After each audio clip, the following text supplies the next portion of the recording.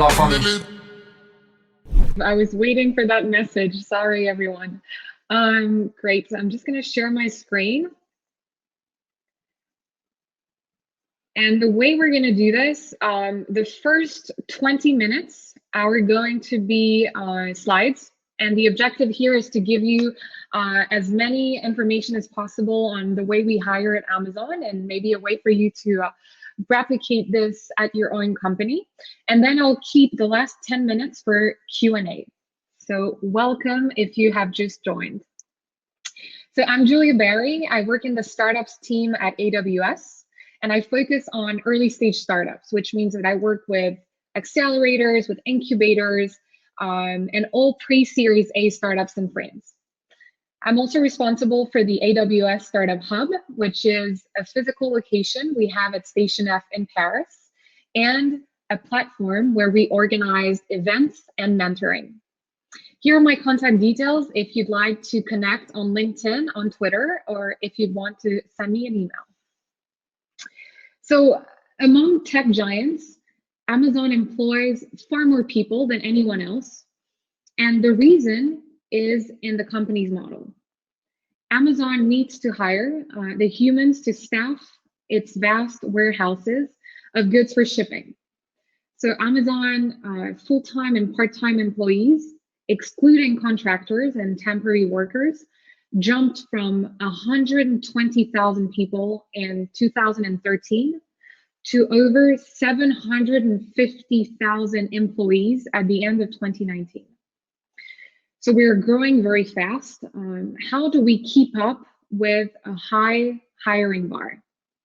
Well, anyone who has had experience in hiring the wrong person knows that it's painful and costly. According to studies, the average manager makes a hiring mistake 50% of the time. And the average cost is 6 times the base salary for an account manager, 15 times base salary for a manager, and up to 27 times for an executive. Mishires force companies to redistribute funds to find their replacement. Mishires can do the company's reputation harm, and mishires waste many people's time. So how does Amazon mitigate the risk of a mishire? Here are 10 ways of how we do this at Amazon. Firstly, you must always be hiring. Amazon always asks new employees for referrals from their network. When I joined, the recruitment team emailed me the very next day to ask if I had anyone in my network that would be suitable for a role at AWS. Hiring is every employee's job at Amazon, and we often run referral farming sessions using LinkedIn, for example. And as Thor says here, if you run a great company, you don't want to wait. So always be in a hiring mentality. In my role in the global startup business development team, I work with a lot of startups on their funding, and they spend a lot of time on their pitch deck. For example, their customer pitch deck, but also their investor pitch deck. But startups don't think about an employee pitch deck. They don't articulate why someone should work for them. Selling your company and its mission passionately to potential employees is just as important as selling your products to customers. The idea is to focus on creating an environment so compelling and a culture so strong that your staff becomes your walking billboard and you can create gravity to your company. Always keep your company vision and values clear. A great example of this, and unlike actually most companies, Airbnb leadership defined the company's core values before making a single hire. CEO Brian Chesky was involved in the first 300 hires at Airbnb. And since then, he understood that each one of these early employees will represent the DNA of his culture. This is also a great mechanism to promote your company and what it's like to work for you. It's also really important that when you're defining your culture, not to confuse a vision or mission statement with your values. This is Amazon mission statement. Mission statements are broad and aspirational. Values should be narrow and specific. Values describe the guiding principles that drive organizational behavior and action. Actual company values, as opposed to nice sounding ones, are used to demonstrate by who gets rewarded and promoted or let go. Amazon's values are described by its leadership principles. At Amazon, everyone lives by our leadership principles, and these describe specifically what our organization is about. It's a big difference compared to many companies. And why do we do this? Well, first of all, leadership principles are authentic and represent who the company really is. Secondly, they have a very practical reference to help in most situations where trade-offs, prioritization strategy come in the way. Third, they're used every day as a shared vocabulary amongst all employees. Always hire the best people. From the start, Amazon always intended to hire the best people. Here's a quote from Hire and Develop the Best Leadership Principle. Leaders raise the performance bar with every hire and promotion. They recognized exceptional talent and willingly move them throughout the organization. So this is extremely important, to have a very high bar. Unique to Amazon, the Bar Raiser program started in 1997. The Bar Raiser is an objective third-party individual in the interview process that ensures the best long-term hires are made for the company. The Bar Raiser program was really created to balance the power of decision-making by counterbalancing a hiring manager's need to fill a position quickly. Bar Raisers interview candidates on the interview panel. They write feedback, and like everyone else, they lead the discussion on whether to hire a candidate or not. A bar raiser and hiring manager need to agree on a candidate in order to hire someone. Otherwise, it's deemed as a no-hire decision. Here is an example of our hiring process at Amazon. We have a very robust and repeatable hiring process. We start with phone screens. These are an initial screening to determine high-level functional and Amazon fits. These are generally designed to be very specific to a specific job, but ideally they tie back to the leadership principles. Many candidates are required to do a written exercise, and having a successful career at Amazon requires employees to write down their ideas in the form of narratives. These documents should demonstrate clear thinking, and we require all employees at a certain job level to be able to write proficiently. Interviewers are assigned 2 leadership principles, as you can see on the right. And the reason why we do this is to assess both functional and Amazon cultural fits. Behavioral questioning is undertaken to ensure that the most accurate information is obtained from the candidate. At Amazon, we believe that past performance is a solid indicator of future performance.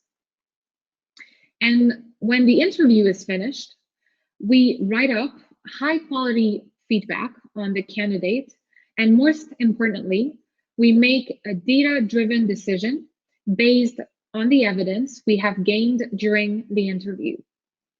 If the candidate is successful, we make them an offer. If they're not successful, and this could be for a number of reasons, we may decide to recycle the candidate for a different role. This tends to be for circumstances where there's not enough evidence to suggest a solid functional fit for the role applied for, but we may suggest an alternative position for them. For another recycle, the candidate has not been successful on this occasion, but is free to reapply after a period of time. At Amazon, we always use data and gather evidence of impact by using the STAR methodology. S for situation, so it sets the context.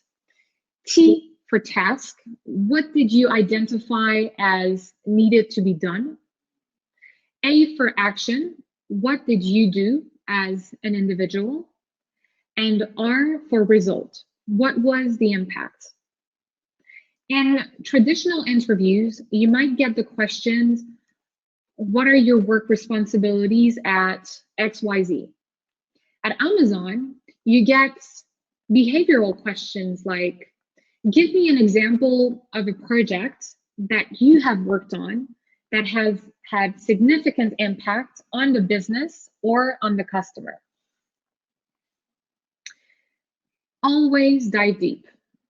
At Amazon, we use a technique called peeling the onion by asking challenging questions with who, what, where, when, why. And this is to ensure that we get the full picture of the example provided, and in particular, the candidate's contribution, including the impact that the candidate had on the business, or more importantly, on the customer. During the interview, you should always be thinking, what is the impact that this candidate had? Do they add significant and relevant skills to the team you don't already have? Do they have the wow factor? I always ask myself, is this person a talent or not? Never be on the fence. It is very important to have a voting system that avoids being on the fence. Did the candidate wow you with their motivation, customer focus, and overall impact, or not? Examples of not useful feedback include too general, no specific details to back up the decision, all opinion and gut feel, no evidence to support, or feedback is I'm on the fence or give benefit of the doubt.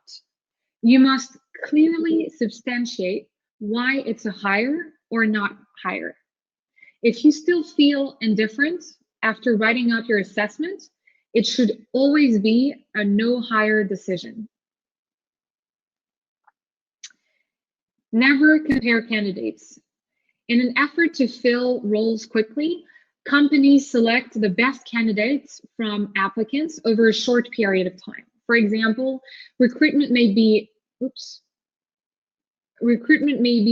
targeted to collect 20 resumes, select to interview the best 5, and managers offer the job to the best of these candidates. At Amazon, we do not compare candidates with each other, and we're not afraid to wait to fill any role. We keep going until we find the right candidate that really raises the bar. Always ensure the right decision is made. As we have already mentioned, the bar raiser is responsible for ensuring the right hiring decision is made. They ask, does the candidate drive bar raising evidence and impact from their examples to demonstrate their past performance was outstanding, for example? Can the candidate provide evidence that they will drive long-term impact at Amazon in more roles than they have applied for? If there is uncertainty from the group, and more importantly from the hiring manager, we pass on the candidate. We don't take the risk of a mishire.